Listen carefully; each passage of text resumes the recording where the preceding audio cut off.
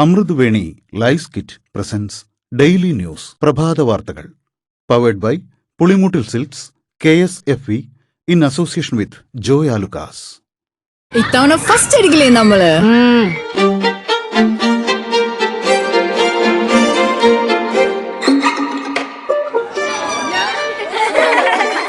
കുട്ടികൾക്കൊക്കെ പെയിൻ ശല്യം ഉണ്ടാകും. അതുകൊണ്ട് ലൈസ് കിറ്റ് ഉപയോഗിച്ച് ക്ലാസ്സിൽ വരാൻ പ്രത്യേക ശ്രദ്ധിക്കണം. ലൈസ് കിറ്റ് ലൈസ് റിമൂവർ പെയിൻ ശല്യത്തിൽ നിന്നും ഉടനടി ആശ്വാസം. നമസ്കാരം, ഞാൻ ഡേസി ബിജു. ഡെയിലി ന്യൂസിന്റെ പ്രഭാത വാർത്തകളിലേക്ക് സ്വാഗതം. ഇന്ന് ജൂൺ 4 വ്യാഴാഴ്ച. കുവൈറ്റ് വിമാനത്താവളത്തിന് നേരെയുണ്ടായ ആക്രമണത്തിൽ ഇന്ത്യക്കാരൻ കൊല്ലപ്പെട്ടു. മധ്യപ്രദേശ് സ്വദേശിയായ മൻസൂർ അഹമ്മദ് റഹ്മാനാണ് കൊല്ലപ്പെട്ടത്. ആക്രമണങ്ങളിൽ 63 പേർക്ക് പരിക്കേറ്റു. മലയാളികൾക്കും പരിക്കേറ്റിട്ടുണ്ട്. US നടത്തിയ ആക്രമണത്തിനുള്ള മറുപടിയായിട്ടാണ് ഇറാൻ കുവൈറ്റിനും ബഹ്റൈനും നേരെ ആക്രമണങ്ങൾ നടത്തിയത്. ആക്രമണത്തെ തുടർന്ന് കുവൈറ്റ് വിമാനത്താവളത്തിലെ പ്രവർത്തനം പൂർണ്ണമായും നിർത്തിവച്ചിരിക്കുകയാണ്. അതേസമയം കുവൈറ്റ് വിമാനത്താവളത്തിൽ ആക്രമണം നടത്തിയത് ഇറാനാണെന്ന ആരോപണം നിലനിൽക്കെ തങ്ങൾ ആക്രമിച്ചിട്ടില്ലെന്നും അമേരിക്കയുടെ പ്രതിരോധ മിസൈൽ തെറ്റായി പതിച്ചതാണെന്നുമാണ് ഇറാൻ വാദിക്കുന്നത്. സംസ്ഥാനത്തിന്റെ സാമ്പത്തിക സ്ഥിതിയെക്കുറിച്ചുള്ള ധവളപത്രം ഇന്ന് നിയമസഭയിൽ വയ്ക്കും. മുൻ ക്യാബിനറ്റ് സെക്രട്ടറി KM ചന്ദ്രശേഖർ അധ്യക്ഷനായ സമിതി തയ്യാറാക്കിയ ധവളപത്രത്തിൽ സാമ്പത്തിക പ്രതിസന്ധിക്കുള്ള പരിഹാര നിർദ്ദേശങ്ങളും ഉണ്ടാകും. രാവിലെ 8 ചേരുന്ന മന്ത്രിസഭായോഗം ധവളപത്രത്തിന് അന്തിമ അംഗീകാരം നൽകും. KSRTCയിൽ വനിതകൾക്കുള്ള സൌജന്യ യാത്ര നടപ്പാക്കുന്നതിൽ ഇന്നത്തെ മന്ത്രിസഭായോഗം തീരുമാനമെടുക്കും.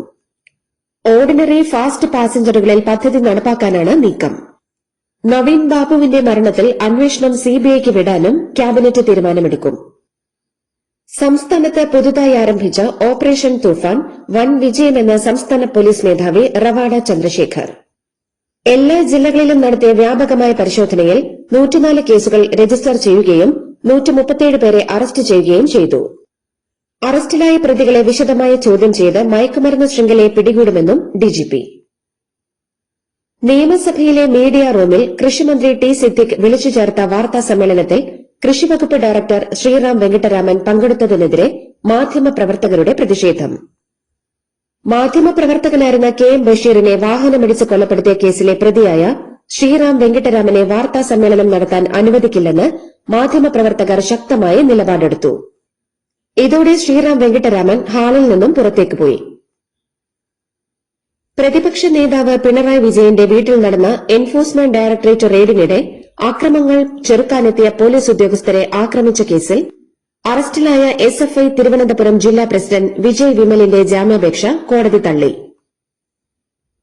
എറണാകുളം മലയിടം തുരുത്തിൽ ദളിത് കുടുംബങ്ങളെ കുടിയൊഴിപ്പിക്കാനുള്ള ഹൈക്കോടതി ഉത്തരവ് ഈ മാസം 9-നകം നടപ്പാക്കണമെന്ന് പെരുമ്പാവൂർ മുൻസിഫ് കോടതി നിർദ്ദേശത്തിനെതിരെ സംസ്ഥാന സർക്കാർ ഹൈക്കോടതിയെ സമീപിച്ചു. ഹൈക്കോടതി സാവകാശം അനുവദിച്ച കേസിൽ അന്തിമ നിർദ്ദേശം നൽകിയതിനെതിരെയാണ് ഹർജി. തെക്കു പടിഞ്ഞാറൻ കാലവർഷം ഇന്നത്തോടെ കേരളത്തിലെത്തും. ഇന്നും നാളെയും കേരളത്തിൽ ഒറ്റപ്പെട്ടയിടങ്ങളിൽ ഇടിമിന്നലോടുകൂടിയ മഴയ്ക്കും മണിക്കൂറിൽ 40 മുതൽ 50 കിലോമീറ്റർ വരെ വേഗതയിൽ ശക്തമായ കാറ്റിനും സാധ്യത. വടകരയിലെ വിവാദമായ കാഫിർ സ്ക്രീൻഷോട്ട് കേസിൽ പുനരന്വേഷണത്തിനായി ആഭ്യന്തര വകുപ്പ് ഉത്തരവിട്ടു. കോഴിക്കോട് റൂറൽ SPയുടെ മേൽനോട്ടത്തിൽ 7-അംഗ SIT ഇതിനായി രൂപീകരിച്ചു. മുൻപ് പ്രതികളെ കണ്ടെത്താനായില്ലെന്ന് കാണിച്ച് അവസാനിപ്പിച്ച കേസാണ് ഇത്. കഴക്കൂട്ടം CPM മുൻ ഏരിയ സെക്രട്ടറി SS ബിജു BJPയിൽ ചേർന്നു. കഴിഞ്ഞ തദ്ദേശ തെരഞ്ഞെടുപ്പിൽ സൈനിക് സ്കൂൾ വാർഡിലെ സ്ഥാനാർത്ഥിയായിരുന്നു. മാരാർജി ഭവനിൽ സംസ്ഥാന അധ്യക്ഷൻ രാജീവ് ചന്ദ്രശേഖറിൽ നിന്നാണ് SS ബിജു അംഗത്വം സ്വീകരിച്ചത്.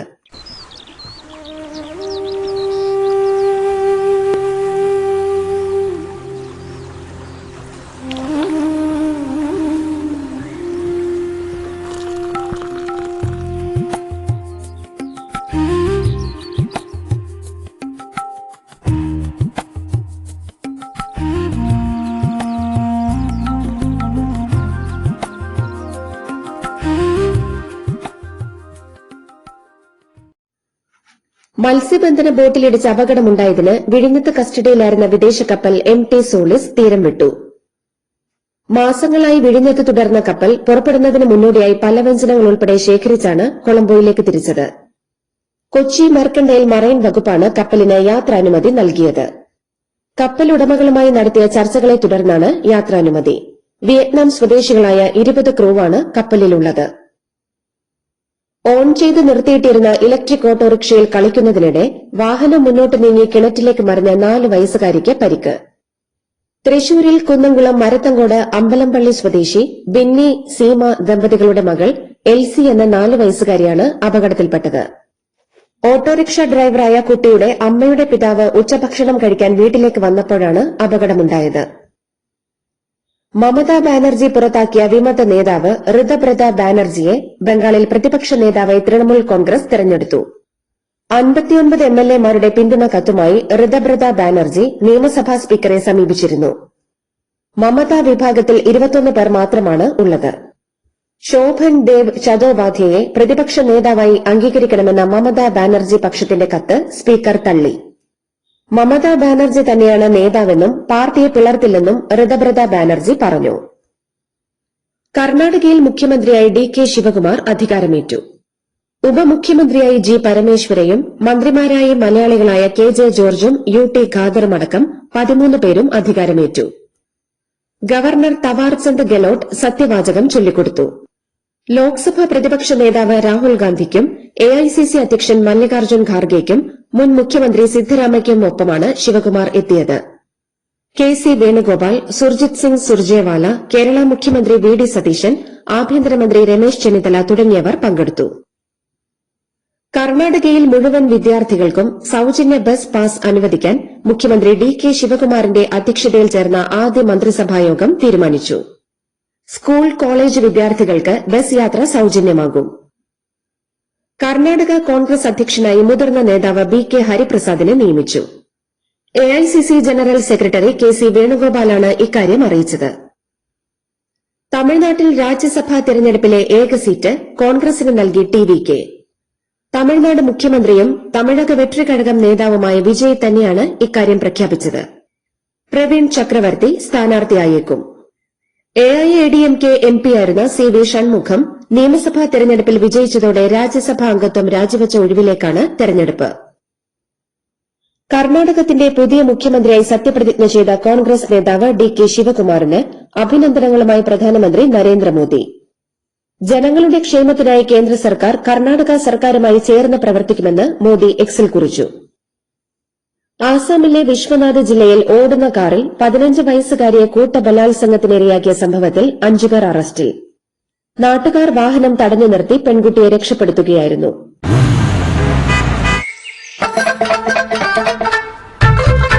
എല്ലാവർക്കും വന്നു ഡാൻഡ്രഫ്, എന്തു ചെയ്യും ചേട്ടാ?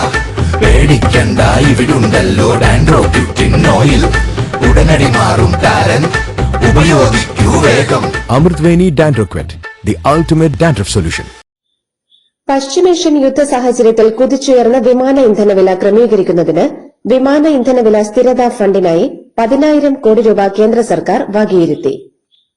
പശ്ചിമേഷ്യയിലെ സംഘർഷങ്ങളെ തുടർന്ന് വിമാന ഇന്ധനവില 2.5 മടങ്ങ് വർദ്ധിച്ച സാഹചര്യത്തിലാണ് അടിയന്തര ഇടപെടലെന്ന് കേന്ദ്ര വാർത്താ വിതരണ മന്ത്രി അശ്വിനി വൈഷ്ണവ് അറിയിച്ചു. ഡൽഹി എൻസിആർ മേഖലയിലെ പഴകിയ ട്രക്കുകളും ബസ്സുകളും മാറ്റാൻ 5041 കോടി രൂപയുടെ പദ്ധതിക്ക് കേന്ദ്രമന്ത്രിസഭ അംഗീകാരം നൽകി. പഴയ വാഹനങ്ങളിൽ നിന്ന് BS6 ഇലക്ട്രിക് വാഹനങ്ങളിലേക്ക് മാറാൻ വാഹന ഉടമകൾക്ക് സാമ്പത്തിക സഹായമടക്കം നൽകുന്നതാണ് പുതിയ പദ്ധതി. മേഖലയിൽ ഓടുന്ന 1.9 ലക്ഷത്തിലധികം ട്രക്കുകളെയും 16,000 ബസ്സുകളെയും ലക്ഷ്യമിട്ടാണ് കേന്ദ്ര സർക്കാർ പുതിയ പദ്ധതി അവതരിപ്പിച്ചത്. മുംബൈ അഹമ്മദാബാദ് ബുള്ളറ്റ് ട്രെയിൻ പദ്ധതിയുടെ 3ാമത്തെ തുരങ്കത്തിന്റെ നിർമ്മാണം പൂർത്തീകരിച്ചു. മഹാരാഷ്ട്രയിലെ പാൽഘറിലുള്ള ദഹനു താലൂക്കിലെ അംബേസരി ഗ്രാമത്തിലാണ് 417 മീറ്റർ നീളവും 14.4 മീറ്റർ വീതിയുമുള്ള തുരങ്കം നിർമ്മിച്ചത്. ഹോർമുസിൽ അമേരിക്കൻ പടക്കപ്പൽ ആക്രമിച്ചെന്ന് ഇറാൻ. ഒമാൻ ഉൾക്കടലിൽ ഇറാൻ തീരത്തേക്ക് വരികയായിരുന്ന അമേരിക്കയുടെ കമാൻഡ് ആൻഡ് കൺട്രോൾ സെന്റർ പ്രവർത്തിക്കുന്ന യുദ്ധക്കപ്പലിനെ ആക്രമിച്ചെന്നാണ് ഇറാൻ അവകാശപ്പെട്ടത്. എന്നാൽ ആക്രമണമുണ്ടായിട്ടില്ലെന്ന് അമേരിക്ക. അണ്വായുധങ്ങൾ നിർമ്മിക്കില്ലെന്ന് ഇറാൻ സമ്മതിച്ചെന്നും ഇറാന്റെ പരമോന്നത നേതാവ് അമേരിക്കയുമായി ചർച്ചകളിൽ നേരിട്ട് ഇടപെട്ടെന്നുമുള്ള അവകാശവാദങ്ങളുമായി അമേരിക്കൻ പ്രസിഡന്റ് ഡൊണാൾഡ് ട്രംപ്. ആണവ പദ്ധതികളെ ചൊല്ലിയുള്ള തർക്കങ്ങളെ തുടർന്ന് സമാധാന ചർച്ചകൾ വഴിമുട്ടിയതിന് പിന്നാലെ ഇരുപക്ഷവും ആക്രമണങ്ങൾ അഴിച്ചുവിട്ടിരുന്നു. കുവൈറ്റ് അടക്കം GCC രാജ്യങ്ങൾ ഇറാനെതിരെ കടുത്ത നിലപാടിലേക്ക്. ഇറാനുമായുള്ള നയതന്ത്ര ബന്ധം വിച്ഛേദിക്കുകയാണെന്ന് കുവൈറ്റ്. രാജ്യത്തുള്ള ഇറാനിയൻ നയതന്ത്രജ്ഞർ 24 മണിക്കൂറിനകം കുവൈറ്റ് വിടണമെന്ന് കുവൈറ്റ് സർക്കാർ ആവശ്യപ്പെട്ടു. ഇന്ത്യ ഉൾപ്പെടെയുള്ള രാജ്യങ്ങൾക്കെതിരെ കൂടുതൽ തീരുവ ചുമത്താൻ അമേരിക്ക. നിർബന്ധിത തൊഴിൽ ചൂഷണത്തിലൂടെ നിർമ്മിക്കുന്ന ഉൽപ്പന്നങ്ങളുടെ ഇറക്കുമതി തടയുന്നതിൽ പരാജയപ്പെട്ടു എന്നാരോപിച്ചാണ് US നീക്കം. ഇന്ത്യയിൽ നിന്നുള്ള ഉൽപ്പന്നങ്ങൾക്ക് 12.5% വരെ അധിക ഇറക്കുമതി തീരുവ ചുമത്താനാണ് US ശ്രമം. ഇറാനെതിരെയുള്ള ഇസ്രായേലിന്റെ സൈനിക നടപടികൾ തുടരുമെന്ന് പ്രധാനമന്ത്രി Benjamin Netanyahu. American president Donald ട്രംപുമായി താൻ നിരന്തരം ആശയവിനിമയം നടത്തുന്നുണ്ടെന്നും നെതന്യാഹു വെളിപ്പെടുത്തി. CNBCക്ക് നൽകിയ അഭിമുഖത്തിലാണ് നെതന്യാഹു ഇക്കാര്യങ്ങൾ വ്യക്തമാക്കിയത്. T20 ടീമിന്റെ നായക സ്ഥാനത്തുനിന്ന് സൂര്യകുമാർ യാദവിനെ BCCI മാറ്റിയെന്ന് റിപ്പോർട്ട്. ക്യാപ്റ്റൻസി മാത്രമല്ല, ടീമിലും സൂര്യകുമാറിനെ പരിഗണിക്കില്ലെന്നാണ് BCCI നിലപാടെന്ന് ഇന്ത്യൻ എക്സ്പ്രസ് റിപ്പോർട്ട് ചെയ്തു. ഫ്രഞ്ച് ഓപ്പണിൽ ലോക 1-ാം നമ്പർ താരം ആര്യാന സബലെങ്ക പുറത്ത്. വനിതാ സിംഗിൾസ് ക്വാർട്ടറിൽ റഷ്യയുടെ ഡയാന ഷ്നൈഡറോടാണ് ഞെട്ടിക്കുന്ന തോൽവി. അവസാന സെറ്റിൽ 6-0 തകർന്നടിയുകയായിരുന്നു. ഇതോടുകൂടി ഡെയിലി ന്യൂസിന്റെ ഇന്നത്തെ പ്രഭാത വാർത്തകൾ സമാപിക്കുന്നു. ഡെയിലി ന്യൂസിനു വേണ്ടി വാർത്തകൾ വായിച്ചത് Daisy Biju. Daily news live .in വാർത്തകൾ വിരൽ തുമ്പിൽ.